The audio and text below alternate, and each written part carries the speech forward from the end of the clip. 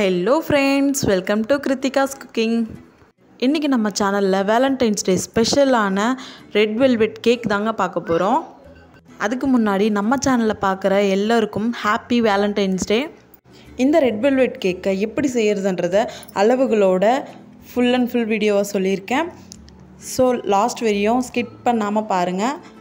இந்த red velvet கேக்கை நீங்களும் உங்கள் பார்ட்னருக்கு செஞ்சு கொடுத்து என்ஜாய் பண்ணுங்கள். அதுக்கு முன்னாடி நம்ம சேனலில் நீங்கள் ஃபஸ்ட் டைம் பார்க்குறீங்கன்னா வீடியோ கீழே உள்ள ரெட் கலர் சப்ஸ்கிரைப் பட்டனை ப்ரெஸ் பண்ணிக்கோங்க. கூடவே வர பெல் ஐக்கானையும் கிளிக் பண்ணிக்கோங்க. அப்போ தான் நான் போடுற வீடியோஸ் நோட்டிஃபிகேஷனாக உங்களுக்கு வரும்.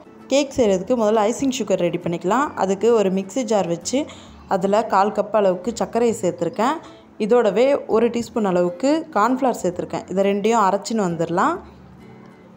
இப்போ பார்த்தோம்னா பவுடராக அரைச்சி எடுத்து வந்துட்டேன். இதை ஒரு பவுலுக்கு ட்ரான்ஸ்ஃபர் பண்ணிக்கலாம். இதை எதுக்கு யூஸ் பண்ணுறோம்னா நம்ம கேக் ரெடி பண்ணுற க்ரீமில் தான் யூஸ் பண்ணுவோம்.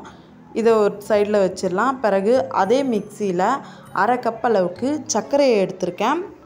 ஒயிட் சுகர், இதில் 1/4 கப் அளவுக்கு ஃப்ளேவர்லெஸ் ஆயில் எடுத்திருக்கேன். ரீஃபண்ட் ஆயில் எடுத்திருக்கேன். 1/2 கப் அளவுக்கு தயிர், கட்டியாக இருக்கிற தயிர் எடுத்திருக்கேன். பிறகு வெண்ணிலா எசன்ஸ் 1 ஸ்பூன் அளவுக்கு எடுத்திருக்கேன். பிறகு 1 டீஸ்பூன் அளவுக்கு வெனிகர் சேர்த்துருக்கேன். வெனிகர் சேர்க்குற வீடியோ கிளிப் மிஸ் ஆகிடுச்சு. இப்போ மூடியை சேர்த்து இதெல்லாம் ஸ்மூத்தாக அரைச்சிக்கிட்டு வந்துடலாம். இப்போ பார்த்தோம்னா நம்ம அரைச்ச மிக்ஸை ஒரு பவுலுக்கு ட்ரான்ஸ்ஃபர் பண்ணிக்கலாம். பிறகு இந்த பவுல் மேலேயே ஒரு ஃபில்டரை வச்சு அதில் 1 கப் அளவுக்கு மைதா எடுத்திருக்கேன்.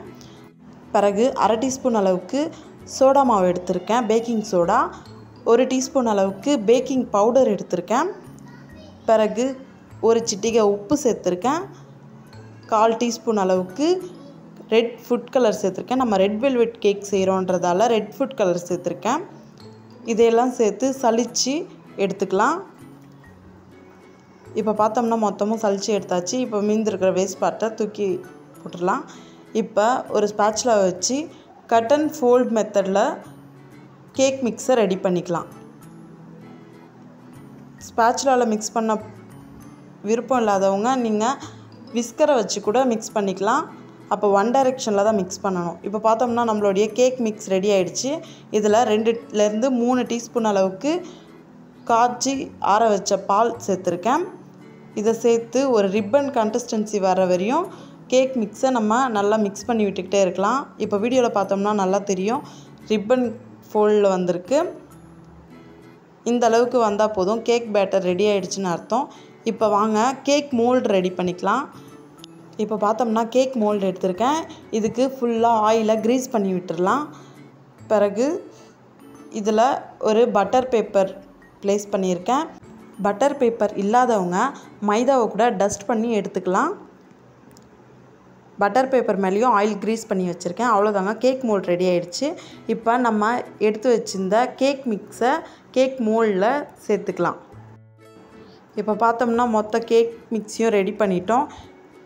கேக் மோல்டை 2 வாட்டி டேப் பண்ணி விட்டுக்கலாம். அதில் உள்ள ஏர் பபிள்ஸ்லாம் போயிடும். நான் கேக்கை மைக்ரோவேவ் ஓவனில் தான் செஞ்சுருக்கேன். ஓவன் இல்லாதவங்க குக்கரில் கூட செஞ்சுக்கலாம்.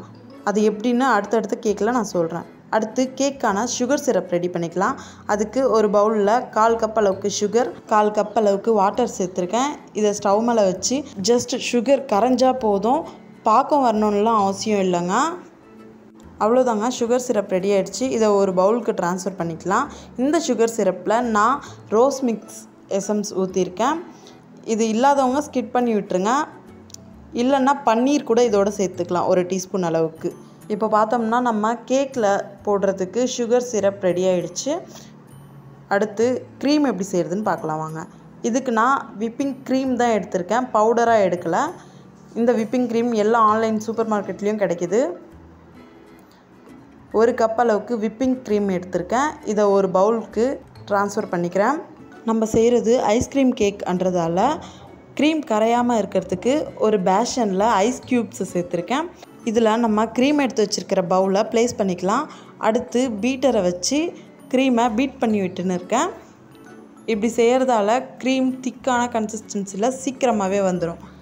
இப்போ நம்ம ஏற்கனவே அரைச்சி எடுத்து வச்சுருந்த ஐசிங் சுகரை இதோடு சேர்த்துக்கிறேன். நம்ம எடுத்த மொத்த ஐசிங் சுகரையும் கொஞ்சம் கொஞ்சமாக இந்த க்ரீமில் சேர்த்து நான் சொன்ன அளவில் எடுத்துருக்கிற க்ரீமோடு சேர்த்து பீட் பண்ணிக்கலாம்.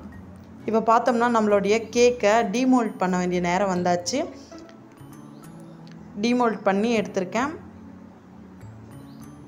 இதில் இருக்கிற பட்டர் பேப்பர் ரிமூவ் பண்ணிவிட்டு இப்போ பார்த்தோம்னா கேக்கு ஸ்பாஞ்சியாக சூப்பராக வந்திருக்கு. ஒரு த்ரெட்டை வச்சு மேலே இருக்கிற பார்ட்டை ரிமூவ் பண்ணிடலாம். மேலே இருக்கிற பார்ட் ஹார்டாக இருக்கும்ன்றதால அதை வேஸ்ட் பண்ண வேணாம். அதை மிக்ஸி ஜாரில் போட்டு பிரெட் க்ரம்ஸ் கீழே அடித்து எடுத்துக்கலாம். இதை ரிமூவ் பண்ணி தனியாக எடுத்து வச்சுக்கலாம். அடுத்து கேக்கை 2 பார்ட்டாக கட் பண்ணிக்கலாம். இப்போ பார்த்தோம்னா கேக் டெக்கரேஷன் பண்ணுறதுக்கு கேக் ட்ரே எடுத்திருக்கேன். அது மேலே ஒரு பிளேட்டை ப்ளேஸ் பண்ணுறேன். நம்ம அடித்து எடுத்து வச்சுருக்கிற க்ரீமை ஃபஸ்ட்டு கொஞ்சமாக இதோட ப்ளேஸ் பண்ணிக்கிறேன். இதால் கேக் நகராமல் ஸ்டிஃபாக இருக்குன்றதால. அடுத்து கேக்கோட ஃபஸ்ட் லேயரை ப்ளேஸ் பண்ணிக்கிறேன். இது மேலே நம்ம ஏற்கனவே ரெடி பண்ணி வச்சுருந்த சுகர் சிரப்பை ஃபுல்லாக அப்ளை பண்ணிக்கிறேன். நம்ம செய்கிறது கூல் கேக்குன்றதால லைட்டெல்லாம் அப்ளை பண்ணக்கூடாது, ஃபுல் அண்ட் ஃபுல் அப்ளை பண்ணி விடணும். அடுத்த லேயராக க்ரீம் அப்ளை பண்ணிக்கலாம். கேக் அளவுக்கு க்ரீமும் ஒரு லேயராகவே இருக்கணும். இந்த வீடியோவில் நான் கேக் குக்கிங் பண்ணுற டைம் சொல்ல மறந்துட்டேன். நான் கேக் குக்கிங் பண்ணுறதுக்கு ஓவனில் 25 மினிட்ஸ் மீடியம் ஃப்ளேமில் தான் வச்சுருந்தேன். நீங்கள் கேக்கை குக்கரில் குக் பண்ணுறதா இருந்துச்சுன்னா குக்கரோட அடிபாகத்தில் மணல் இல்லைன்னா கல்லுப்பு சேர்த்துக்கோங்க. அது மேலே ஒரு ஸ்டாண்டை ப்ளேஸ் பண்ணிவிட்டு அது மேலே கேக் டின்னை வச்சு ஃபுல் அண்ட் ஃபுல் கவர் ஆகிற மாதிரி மூடிட்டு 30 to 40 மினிட்ஸ் குக் பண்ணுங்கள். கேக் குக் ஆகிடுச்சான்றதை ஒரு நைஃப் வச்சு செக் பண்ணிக்கினீங்கன்னா உங்களுக்கே தெரியும். கேக் குக் ஆகிட்டு இருந்தால் அவ்வளோதாங்க, எடுத்து ரிமூவ் பண்ணிவிடுங்க. இப்போது அடுத்து கேக்கோட ஃபஸ்ட் லேயர் ஹார்டாக இருக்கும். அது பிரெட் க்ரம்ஸ் கீழே அடிச்சிக்கலான்னு சொன்னேன் இல்லையா, அந்த பிரெட் க்ரம்ஸை தான் நான் டெக்கரேஷனுக்கு யூஸ் பண்ணுறேன்.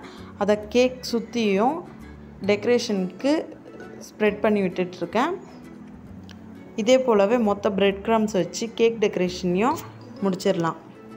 அவ்வளோதாங்க, பிரெட் க்ரம்ஸ் போட்டாச்சு. அடுத்து மீதம் உள்ள க்ரீமை ஒரு பைப்பிங் பேக்கு மாற்றிருக்கேன். இதை வச்சு ஒரு ஃப்ளவர் டிசைன் பண்ணின்னு இருக்கேன். இந்த டிசைன் மொத்தமே உங்களுடைய சாய்ஸ். ஃபுல் அண்ட் ஃபுல்லாக நீங்கள் எந்த மாதிரி டிசைன் வேணும்னு விருப்பப்பட்டாலும் அந்த மாதிரி டிசைன் பண்ணி விட்டுக்கலாம். அடுத்து என்கிட்ட இருந்த வேலண்டைன்ஸ் டே மாதிரி இருந்துச்சு, அதை தான் இதோட ப்ளேஸ் பண்ணியிருக்கேன். அழகாக இருக்குன்றதுக்காக வச்சேன். அடுத்து நம்மக்கிட்ட இருந்த செரிஸை வச்சு கேக்கை ஃபுல்லாக டெக்கரேஷன் பண்ணி முடிச்சிடலாம். கேக் டெக்கரேஷன் மொத்தமே உங்களுடைய சாய்ஸ் தான். அவ்வளோதாங்க, நம்மளுடைய வேலண்டைன்ஸ் டே ரெட் வெல்வெட் கேக் சூப்பராக ரெடி ஆகிடுச்சு. இதை நீங்கள் உங்களுக்கு விருப்பப்பட்டவங்களுக்கு செஞ்சு கொடுங்க. இது எப்படி வந்துச்சுன்றதை என்னோட கமெண்ட்டில் ஷேர் பண்ணிக்க மறந்துடாதீங்க. இந்த வீடியோ உங்களுக்கு பிடிச்சிருந்துச்சுன்னா லைக் பண்ணுங்கள், ஷேர் பண்ணுங்கள், கமெண்ட் பண்ணுங்கள். கிருத்திகாஸ் குக்கிங்கை சப்ஸ்கிரைப் பண்ண மறந்துடாதீங்க. தேங்க்யூ.